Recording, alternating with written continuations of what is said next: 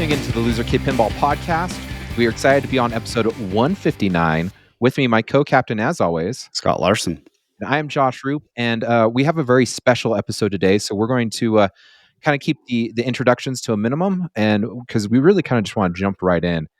We want to give quick thanks to Zach and Nicole Penni for their sponsorship for Flipping Out Pinball and making this all possible for Loser Kid and doing episodes like this. Scott, I'm going to kick over to you. Why don't you give us a little introduction of who's all joining us today?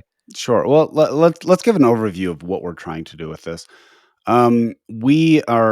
This is an episode to honor Lyman Sheats, and we gathered together a lot of people who had connections with Lyman through many ways, and the impact that he had on their lives, and also the things that he accomplished in pinball. And so I definitely want this to be more of a celebration of memories and celebration of everything that he left to share with us.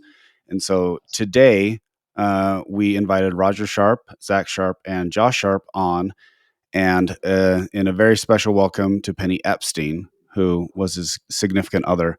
And so we appreciate all of you coming on to being able to share your memories of Lyman and to give us a view of him that many of us didn't know, because most of us honor him through playing his games. If you look behind me, I have 4 Lyman coded games right behind me. And so, I would, how about we start by, Penni, can you give us one of your favorite memories of Lyman and what Lyman brought to your life? All right, I will try not to cue the tears yet. It's really hard to just pick one memory of him. I guess here's something that's really special that not many people know, and it's not completely pinball related. I was living in New York at the time. He was in Chicago, and both of us didn't want to leave our respective cities. And it happened to be Valentine's Day, and I couldn't get in touch with him. He was in meetings all day, this, that, whatever. Long story short, he calls me at around like 7:00 at night. And I was like, oh, big day with meetings. He's like, yeah, what are you doing? I was like, sitting on the couch, like that's all I'm doing. And he's like, I think your windows are dirty. I was like, what? What are you talking about? And I'm like, what's going on? He's like, maybe you should see, when was the last time you cleaned your windows? And I went to my window, and he was downstairs in my apartment with flowers, things, whatever. And it was wonderful. But his plane got so delayed, it was insane. And he had to fly out in the morning. So, and it was kind of spectacular. My former boss was like, could I use that story? That's a really good one. So there's a really soft, sweet side to him that was very special. That's quite intimate. Thank you so much for sharing that. Maybe we can continue with this and go around, and we'll ask Roger the same question. Can you give me one of your favorite memories of Lyman, and in what type of impact he had on your relationship? I guess I'll go back to the beginning when I first saw this intrepid pinball player who was teamed up with Leonard for doubles. I want to say that it was Papa 2, maybe, or 3. Josh or Zach may remember it better than I do. But the game that totally mesmerized me was watching Lyman play Surfin' Safari.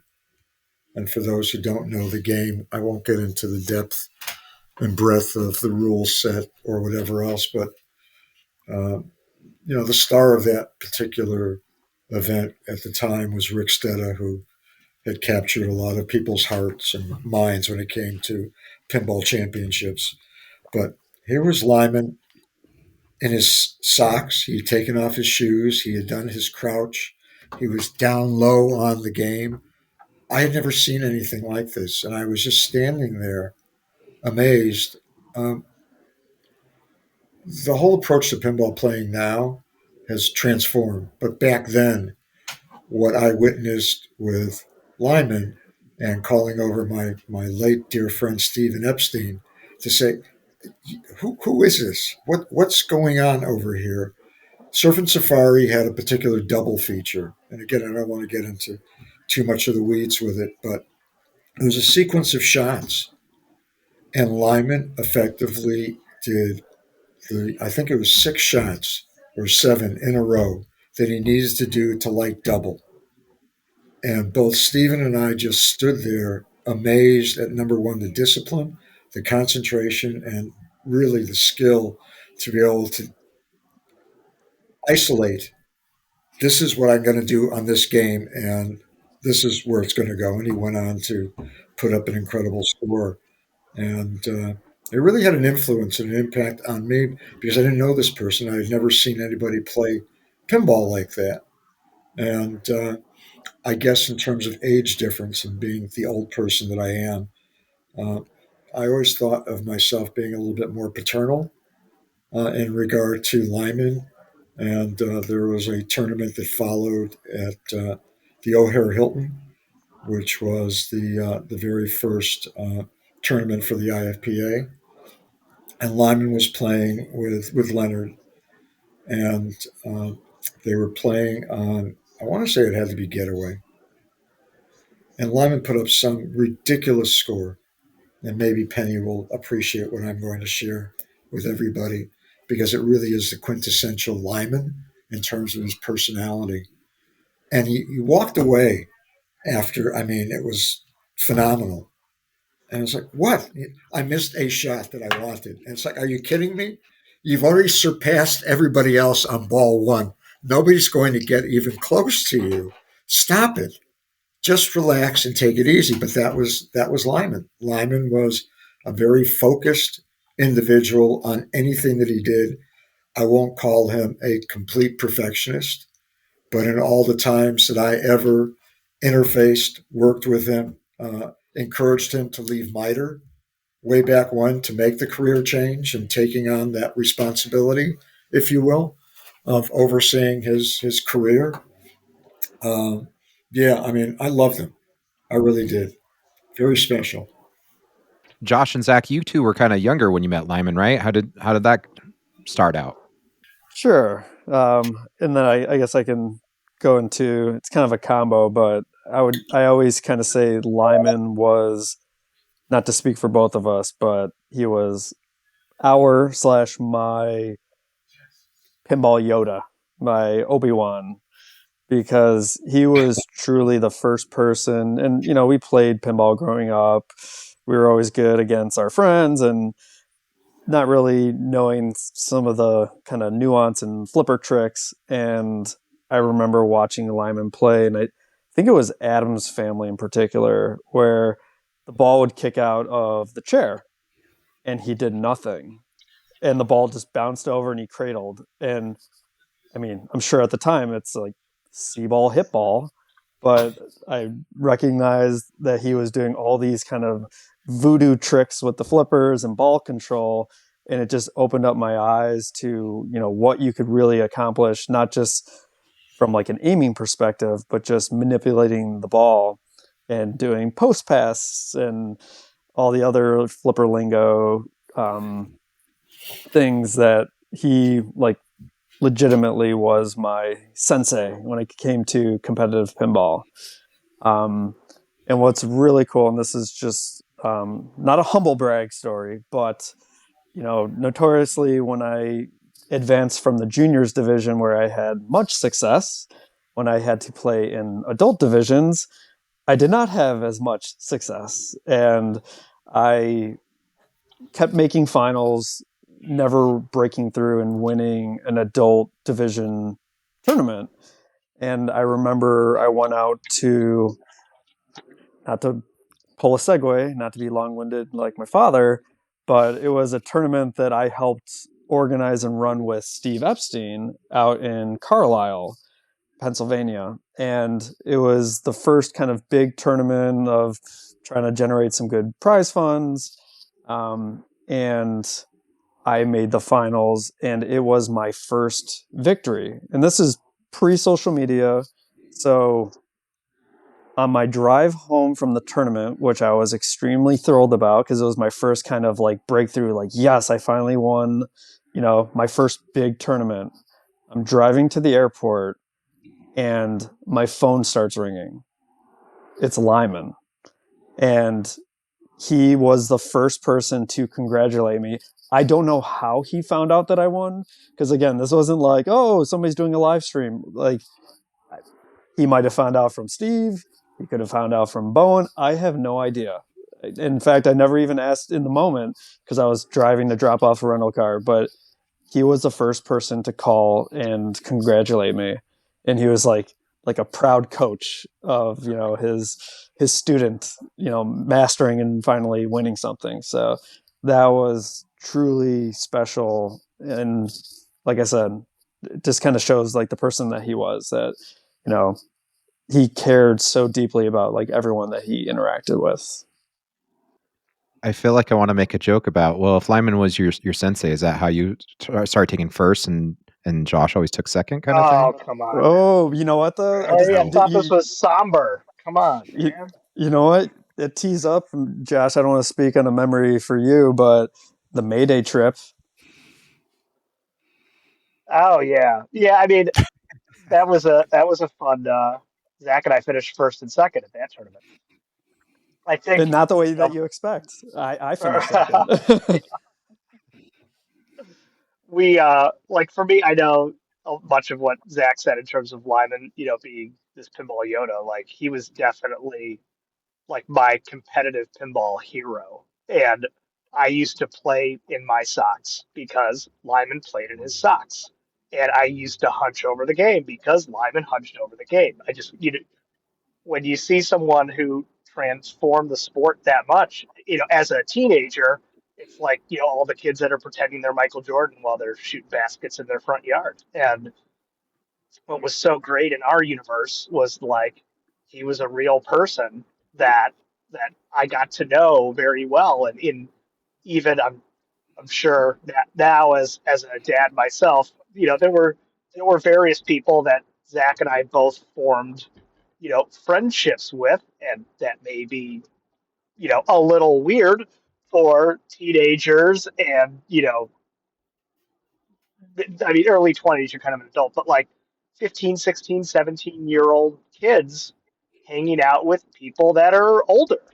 And, being able to develop a friendship with Lyman over those years, and remember like coming home from college and having like play sessions in his basement and just hanging out and talking trash about certain players and making fun of certain like just all the stuff that is just really the BSing of a friendship through pinball that obviously, stayed its course. I used to visit him when he was doing, game designs at Stern. I would pop over there and see how it's going and just sit on the couch in his office and just chat, chat about the game, chat about life, chat about Penny.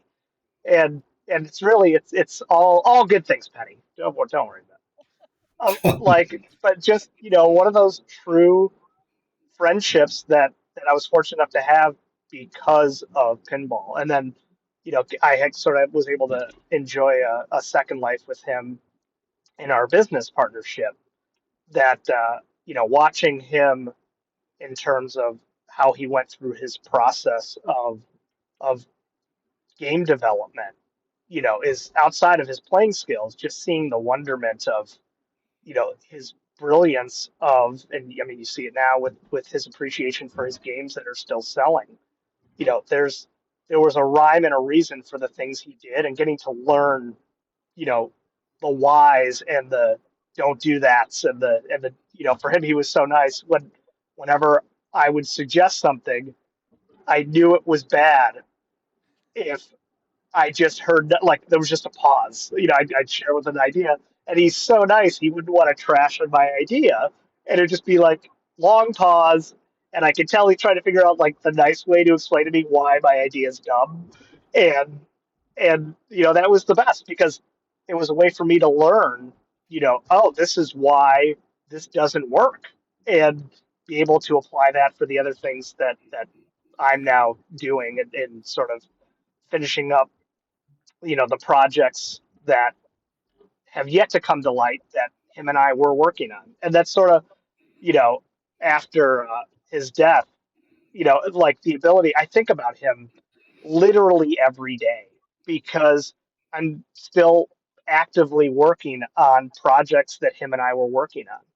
And, we'll see as time moves forward, but I'm hopeful that more things that we were planning on doing will still find a way to surface, and it'll allow me to stay connected with him for years to come.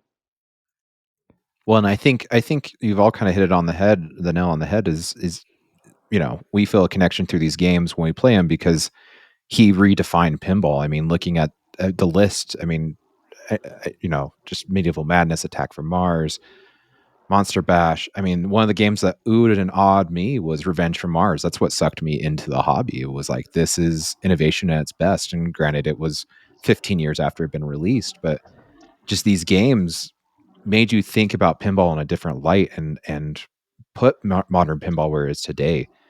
Yeah, it just, I know a lot of people that have a love. I've never heard an ill thing said about Lyman, and that goes to say something about his character. It just he's done an awesome job to impact all of our lives. He could be feisty. Penny used to have to get him to apologize to me on multiple occasions over the years for you know maybe taking things in certain directions, but it's like it all came from his Passion. passion and wanting things to be done at a very he had high expectations for anyone he worked with because he set the highest expectations for himself, and he would always apologize when maybe he did step over the line professionally here or there. Well, and can you talk to me more about? So you've talked about how he took his job very, very seriously, and how these games that he worked on. I've heard in the past a lot of how he'd finish a game like Spider-Man, and he just didn't feel like he had enough time, and he would stew on it after years. Can you kind of speak to that as well, maybe? I mean, I can a little bit. I mean, ultimately, he is also a player, right? So, I mean, he enjoyed playing games, and he didn't enjoy watching people not play games in the way that he wanted them to be played. So, he never hesitated to make a change to, for it to make the game better. Whatever had to be done to make the game better always interested him.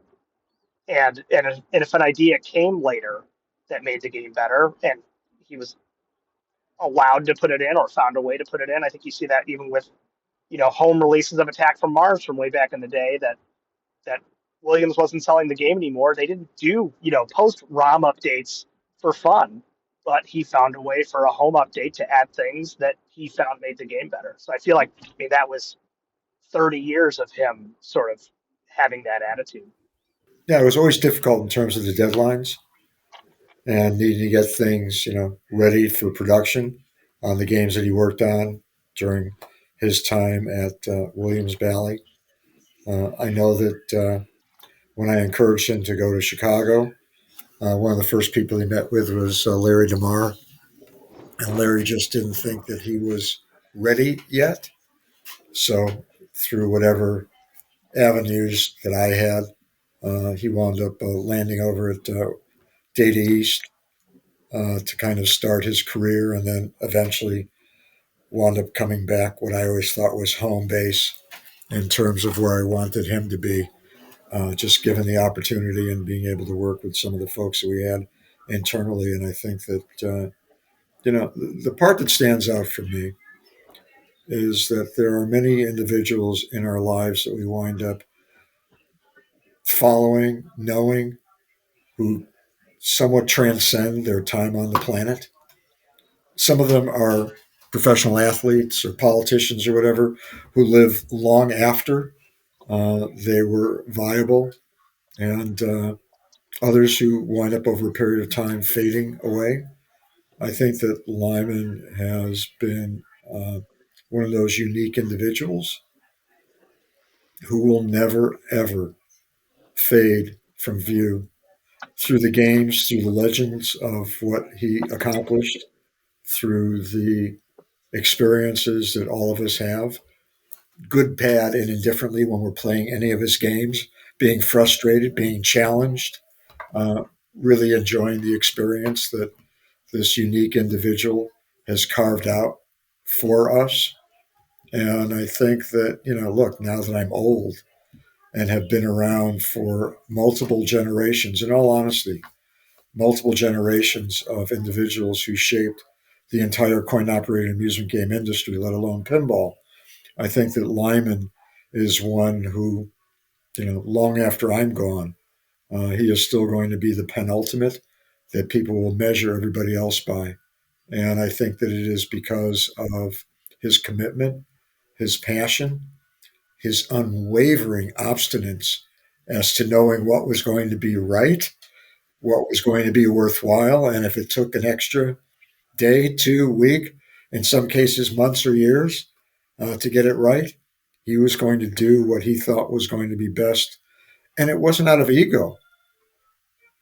It wasn't like he was doing it just to surpass himself or to prove a point. He did it because he believed in every single project that he worked on. And I can attest to that, not only with pinball, but with slot machines when he moved into that for a while before he shifted gears again. Uh, Truly just a miraculous, wonderful person that I am enriched in my life for having had him in my life. Now, Penny, I don't know. How did you meet Lyman? And how did your relationship start? And can you talk a little bit about that? Can we go back like 20 plus years ago, You 25 years you ago? can go back as long as you want. This is Does that date me? I don't know. well, you're 23, right? Of course. Hmm. Um, we let's see, I was part of an IRC internet relay chat, which had like a bunch of pinball nerds and some of the industry folks on there as well. And we would just like chat, talk, whatever. And there would be, we'd get together during expo or something and we'd all have a dinner or we'd do so, we would just, hang out. And I don't know when this transition happened, but he and I were friends for at least 10 or 12 years, even before we started dating. We both knew how crazy each other were, and we knew that we could work with that. And I don't know, one day he used to have an expo party every Sunday, and he's like, "Hey, are you going to come to my party?" And I was like, I always roomed with my friend Therese, we were like pinball roommates. And I said, "Well, Teresa and I would just need some place to stay." He's like, "Oh, you could stay at my house." We were like, "Okay." So Teresa and I stayed at the house. We had this party, whatever. It was a really good time. And the next day he was driving us to the airport. Teresa lives in Ohio. I was in New York. We get out of the car. Teresa runs and just leaves me there with Lyman. So we're just talking. And, he's Lyman. And I was like, "Okay, this is great. Thank you so much for letting us stay, blah, blah, blah." And the awkward hug came in, and I was like, "Okay, great. This is cool." And I was like, he's like, "Let me know when you land, yada, yada, yada." I get home the next day at work. I get an enormous bouquet of flowers. And I was like, "Okay." And it said, "Let me know when I can see you again." No signature. So I was like, "Okay." And I assumed maybe it was him. I also did not have my cell phone with me that day. And it was kind of a funny story. And then I called him later that evening and I was like, "Were these flowers from you? This was so great, wonderful." And he was like panicked all day that like it was the wrong thing to do, the wrong message, whatever. And it took off from there. I think we went to, I guess it was a Papa at the old building that Kevin had in Pittsburgh. And we were like talking, hanging out, flying back and forth, but we were like keeping it on the down low because we were like, is this even going to work? And that's how it started. Wow, that's actually great. How long did you guys have time to how long did you guys have together? Like dating together, whatever. Yeah. Was Yeah. it 15 years? Wow. Wait, I have the date of our anniversary on here. Oh, wow. Well, that's awesome. My eyes aren't that It good. was '07, and I'm not good at math. Yeah. So, and that's when it was Yeah, like 15 official, years. Yep. Yeah. but we were probably friends for like at least 10 or 15 years prior. Wow. Until you made the move out here. Yeah, he convinced me. Yep. And so did my employer. Oh, well. We were like, whoever gets laid off first is going to move. Mm-hmm. And that was me. And you lost the bet, huh? I called him from my office and I was like, hey, he's like, what's going on? I was like, does that offer still stand? And he like paused and he's like, did you just get fired? I was like, yeah. He's like, come on down. Wow. That's I in many ways it's horrible news, but good news Yeah, it was because crazy. it's like, wow, okay, so let's do this. Never ever thought I'd leave New York. No. All right. And are you in Chicago now? I guess I don't know where you live now. I'm in good old northwest burbs of Illinois in our Okay. house. Josh, can you talk a little bit more? We talked briefly about it. The whole, hey, let's revisit some of these classic games that feel they're amazing games, but when you compare the rule sets of a 90s game, it doesn't really stack up the depth of what is offered today, and mainly because of the limitations back then. You either had memory limitations or people weren't putting them, if you weren't Roger Sharpe's kids, you weren't going to have pinball machines in your house. But now I have pinball machines in my house. So you want something that's going to have longevity, and looking at some of these games, even though they are amazing to people who are really into pinball, you need to extend that rule set to match up with current ones. So how did that idea come about that, it's been announced that one of the projects you were working on was Cactus Canyon, because it's notorious that Cactus Canyon was done very quickly. It was the end of an era, and it never got the legs that it needed to. And so for you guys to take on this project to say, how can we finish this up and also take it to a next level? How did those discussions start? So I think most people don't know, but the project that we had signed up to do together was actually a Monster Bash update. Really?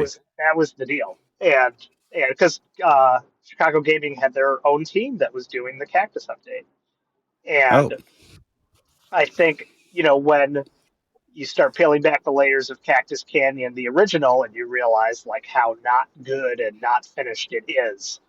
There Mm-hmm. came a time where I think Doug had asked Lyman, "Hey, can we?" Because we were already rolling on Monster Bash ideas, and Doug had asked if we would be willing to look over what the Chicago gaming team was doing for Cactus and see if there was anything else we could think of to help make the game great. Because when I think the Chicago gaming team, and I've poked Mr. Duva on this over the years, when you sort games by market value, you start at the top, and Mm-hmm. Medieval's great, and Attack's great, and Monster Bash is great, and then you get to Cactus and you realize, oh, it was rare. That's why it It's sells rare. for Yep. It's rare. ungodly Yep. amounts, and to sell the kind of volume that they really needed to sell, you actually have to have a good product. So, Lyman and I talked about it, and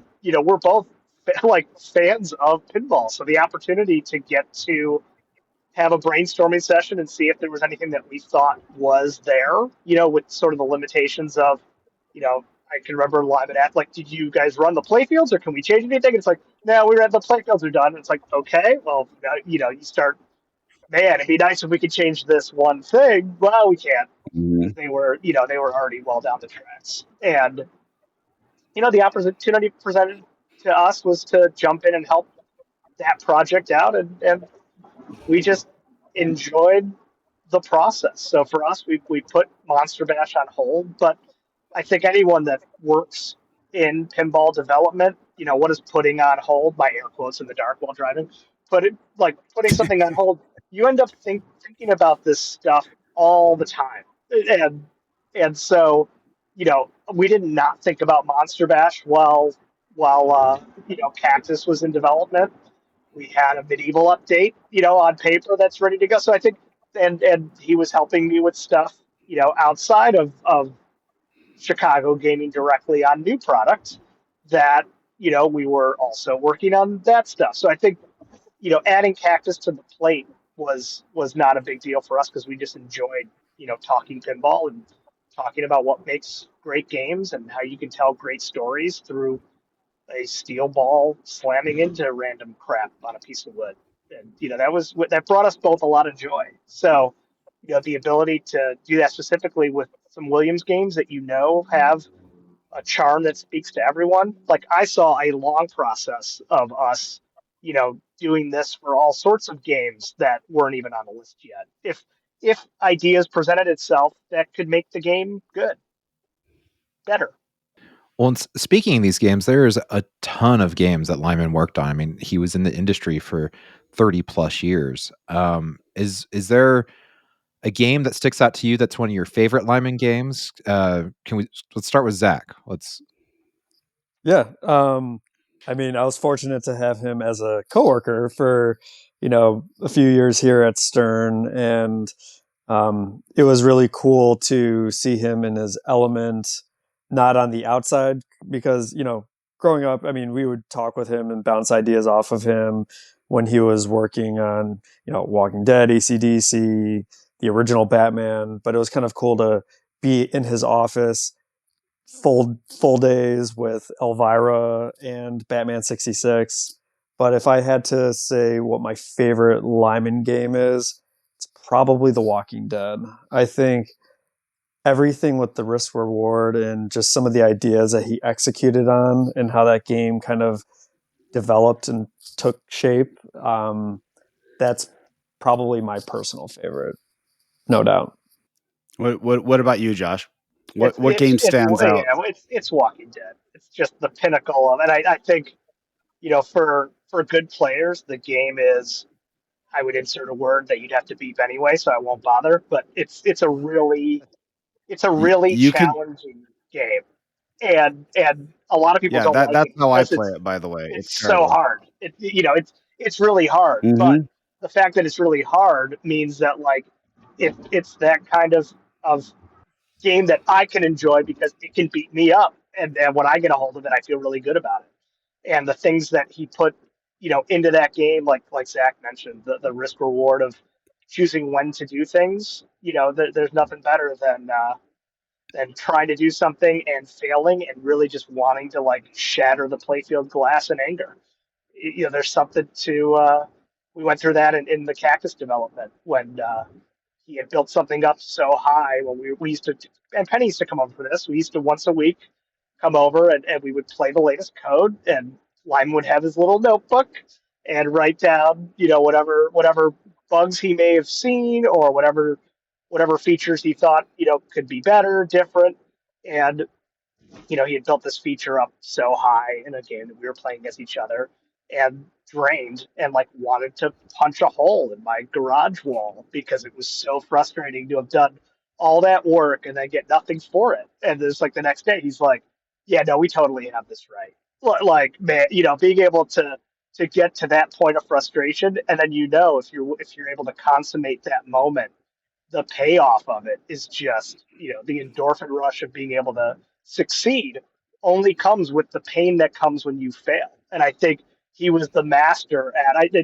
I'll yell at the like Raymond all the time about Gates choices he makes in games where it's like he'll choose to not reset something to zero when you trade, and it's like, dude, for the payoff to be as awesome as you want it to be, the pain has to hurt, and some people are afraid to really make something hurt when you don't execute, and Lyman was not afraid of that, and I appreciate that as a player. Penny, is there a game that you liked most that Lyman worked on? That is a really, really difficult question. I feel like um, Monster Bash is one of my all-time favorite games. And I think it's, although it's like very simple, I like the humor, I like the rules. It's just always a good time. But of all the other titles that he worked on, I think that when we were together and living with him and dealing with the development phase and whatever, like every time I play a game, I keep hearing him in my head when I'm talking. And I was playing ACDC and he was like doing code on a different game. And all of a sudden he's like, "Why'd you hit that?" I was like, "What do you mean? Why did I hit that?" He's like, "Nobody's going to play that game that way." and like he would just like stand in back of me and watch me play. He's like, no one's going to do that. I was like, I'm going to do that. So it was like each game to me seems very special because of like little moments like that. But definitely I would say Monster Bash and Medieval Madness are at the top of my list. And I agree with you guys about Walking Dead. It is so frustrating. I love it, but it's tough. You got It's not for everybody. It's not for yeah. everybody. Okay, Roger, you're up. Huh. Well, other than the fact that in my living room there is a Monster Bash and a Medieval Madness, part of my collection. Over the years, I have been asked, and it'll be different as a response to what my sons shared. I've been asked, what's my favorite pinball machine? And then I've been asked, who's your favorite son? And it always seems to be a Sophie's choice in terms of they're all my children, and both of my sons are my sons. And I guess I'll answer my favorite Lyman game is all of them. There's not a way for me to differentiate and put a hierarchy on the enjoyment that I have, the challenges, the frustration in playing any of his games. I just know, even the ones that kind of sneak up on me, where I wind up forgetting that Lyman has done them, or those off chances where it's like I'll vaguely remember the right button combination to hear Lyman's lament. Um, those are the things that make it, incredibly special for me. So I cannot justify an answer as to one in particular. We'll say all of them. Whatever one your hands are on at that time that you're playing. Yep. Whichever one's on the production line, the Gary Stern. Right. Yeah, the Metallica remastered. He Right, has there his you go. fingerprints all over that. Okay, Zach, you're not watching TV, but the Metallica LE is right over my shoulder. So, and then I just ordered the topper for it too. So I'm hoping to get that soon. Zach, can you speak to, because I mean, we're talking about Metallica remastered, and obviously this is a Lyman game, and he wasn't there to see the remastered. How was it working on it and honoring his vision through this game? Definitely bittersweet. I mean, I would say Lyman is like the ultimate. I like to think of him as like a chef or a baker, where they'll make something, you try it, it's like, oh my god, this is fantastic. He's like, nope, throws it on the ground. It needs more salt. It needs more flavor. It needs more citrus. And like Metallica is kind of no different. Like the original is so damn good that the starting point for the team to take over and make not just like some software additions or sprinkles, as I'll call it, but you're starting from such a high bar that it's almost tough to screw that up, because it is so damn good originally that it's sprinkles on a cupcake that was fun. I mean, again, there's a reason why you see on every Stern game LFS code champion. Like, I mean, he is forever emblazoned into the pinball zeitgeist. It's in many ways I would equate Lyman. There are certain people that when you play a game that it has that vibe. When you're playing a Lyman game, when you're playing a Keith Elwin game, it, because there is and it's not something you can put your finger on, other than this feels true to the highest level of what I would like to have in a game. And I would argue that that's what Lyman brought to us. I know that we are wrapping up a little bit because we do have a little time crunch that you guys were able to commit to. But I would like to give everybody the opportunity for their parting thoughts, and I also want to throw it to Josh too, if there's anything that he's thinking about right now.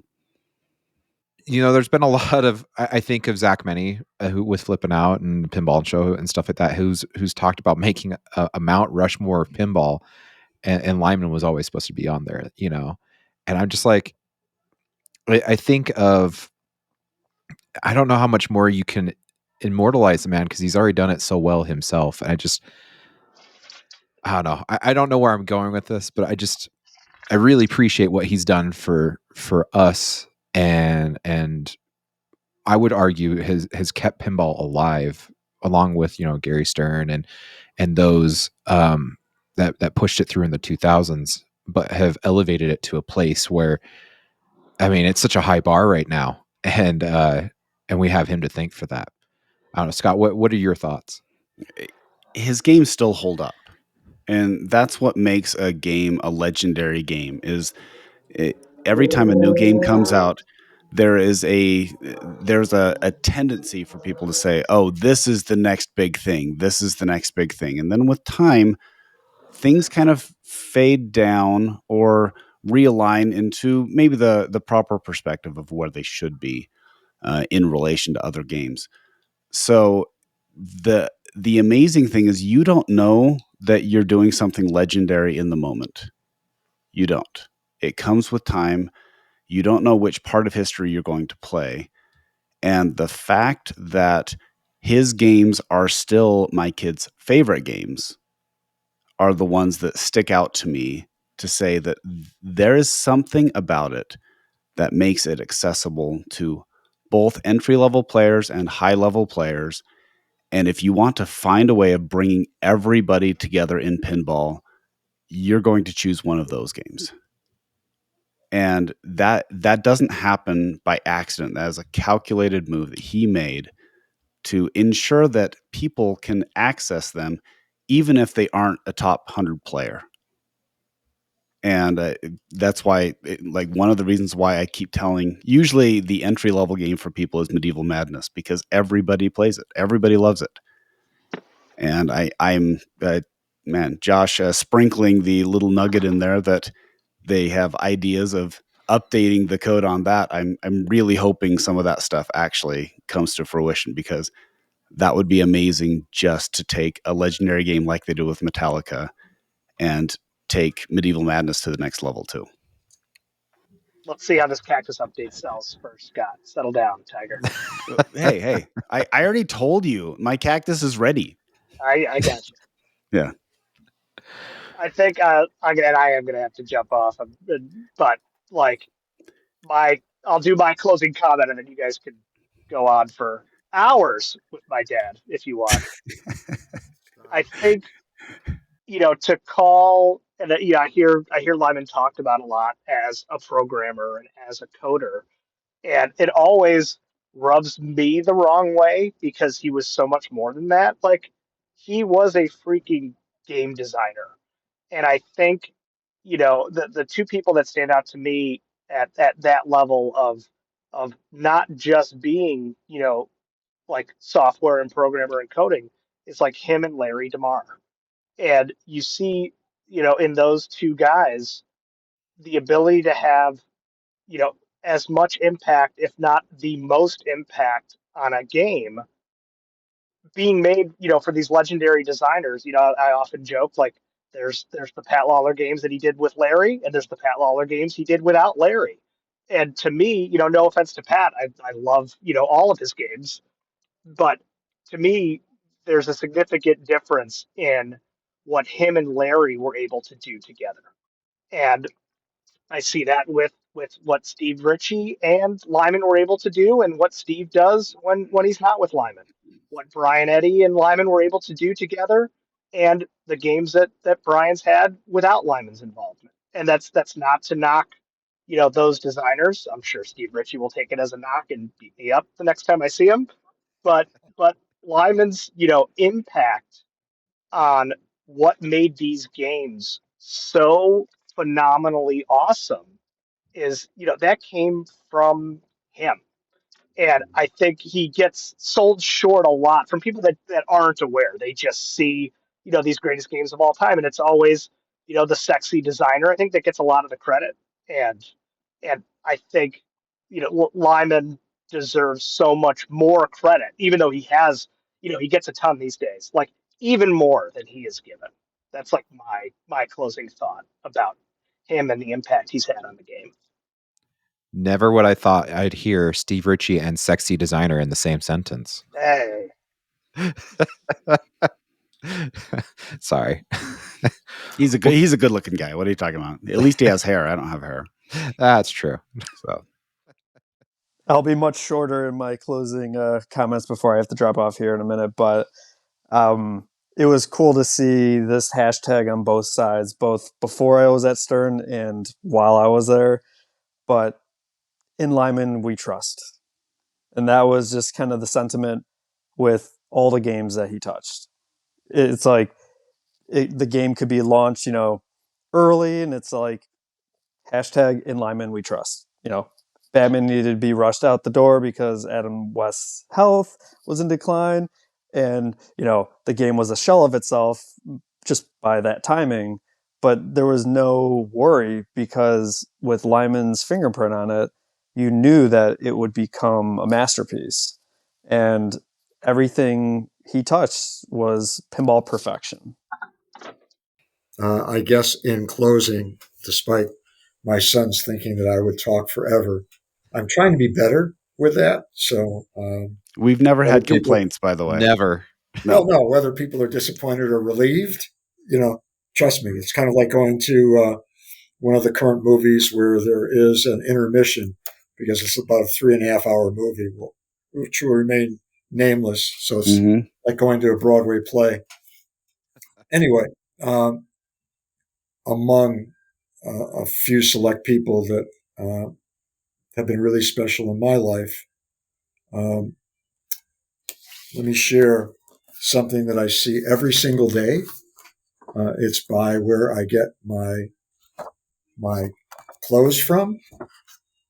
This is a special photograph for me where I see Lyman every single morning, afternoon, and evening based on where this is residing up in our main bedroom.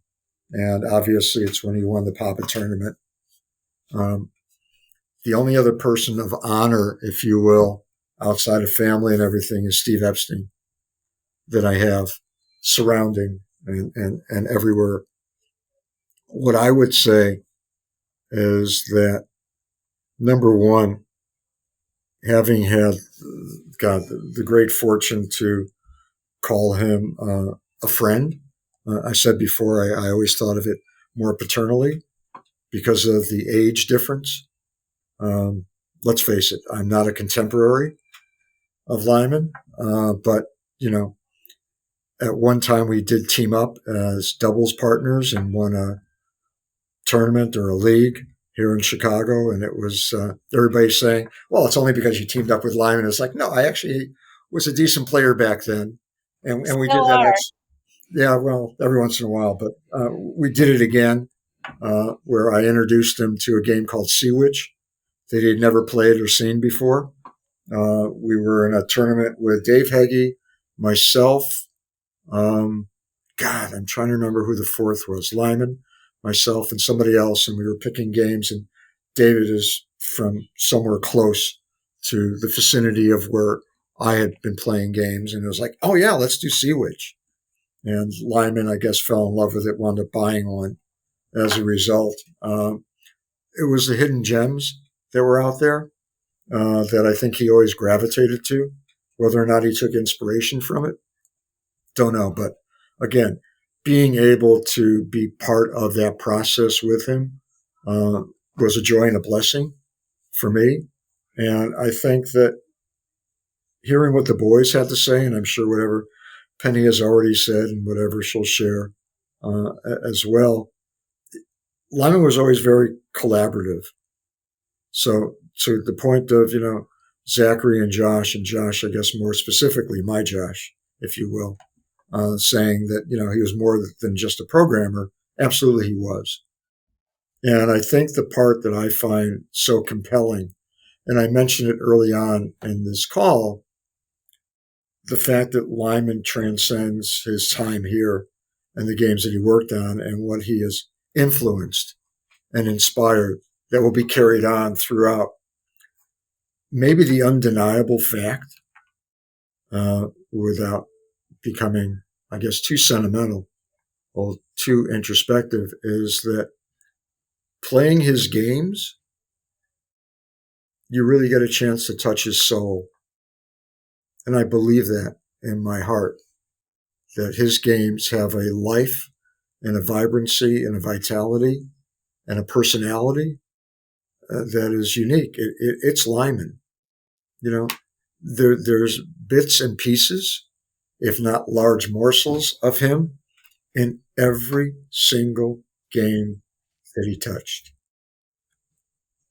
And for that, I couldn't ask for anything more other than wishing he was still here for all of us. But he is in my heart.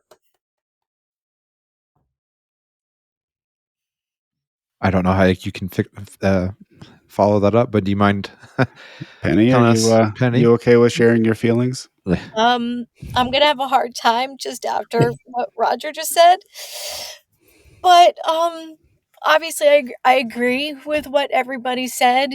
He was the love of my life, and he was an incredible person. Um, I just can't even get my thoughts together right now. Um, I think it's great that people appreciate everything that he has done. I just wish he felt that. Um, I'm hoping he does, and um, I want people to continue talking about him and remembering him and honoring him because of what he's contributed to pinball and to the world. He just wanted people to have fun and enjoy playing his games. Nothing made him happier than to watch people play his games and have a great one. That was, one of his biggest joys. Um, and I feel like I'm rambling because I always have a lot to say, and also with like people talking about him, to me, it doesn't go away or he doesn't disappear, and I don't want him to. And it just brings him closer. So I always have a lot more to say, but I don't think I could do it right now. That's okay. We would like to express our gratitude for you guys being able to come on. We really wanted this to be a tribute, a living tribute to him and to everything that he has done, both inside and outside of pinball. And, with the sorrow we feel in life tends to be with the intimacy that we've had. And obviously, when we are very close to someone or someone has had a great impact on our life, we feel it more when they're not around daily. But the legacy is still there. We're still honoring him by remembering him and his love and the collaborative nature that he worked. It felt that he was better when he was working synergistically with people, and the games that he touched, the lives that he touched, uh, continue to go on. And I appreciate that, even in a distant way, that we all are part of that in some level. And I appreciate those who are most connected to him in life that were able to come on today and share that with people who aren't familiar with Lyman, more than being an excellent coder, an amazing coder. There's everything associated with that has made us better for being in his presence. I really want to thank you guys for letting us do this. I know that Lyman meant a lot to you guys, and like Josh had said earlier, he feels like sometimes Lyman can be shortchanged as just being seen as a software designer or whatnot. And I was hoping with doing an episode like this, it could be remembering him and also who he was. Just because, I only got to meet Lyman once while we were up there, but he was awesome. He was great to us and a really, really nice person. And I don't think many people got to see behind the curtain for that, and I know he's just so beloved by those who are in this community that's in this industry. I knew it would be wonderful having you guys on because you would you have the best stories about him and remembering him. And so I want to thank you again for coming on. Well, Scott, thank you for thinking of wanting to do this, not even thinking of wanting to do this. It makes it that much more special. So, really, from my bottom of my heart, just really appreciate both of you thinking about wanting to fit this into not only the schedule, but also what it is that you wanted to offer to all of your followers and fans and so on. So, it's nice to be able to pay tributes for someone who is so well deserved of it, and the passage of time not diminishing that light that still burns bright. I Yeah, I agree. can't thank you both, Scott and Josh, so much. And of course, to Roger, Josh, and Zach for doing this. I mean, it's fantastic. So can't thank you enough. You're welcome. And I was always nervous because we've never done anything like this before, and so I guess I was nervous going into this, but it's been an amazing Been experience. good. We're awful It's been people. yeah. It's been good because it's been, I would say, positive remembering of the things that made Lyman special, and that's always good. Yep. I think I'm going to wrap it up there. I'll do our usual outro. You know, if you want to get a hold of us, we're loserkidpinballpodcast@gmail.com. We're on all the socials at loserkidpinball. If you'd like to support us, we are now doing Patreon, so you can hit us up there, or Silverball Swag. If you'd like the jersey, it's very comfortable. I'm taking Scott to him on Tuesday, so hopefully we'll be able to show off some of that. But Scott, why don't you give us our final words? I want everybody to go play their favorite Lyman game. I want you to stand like Lyman. And if you are able to put a score in, put LFS in.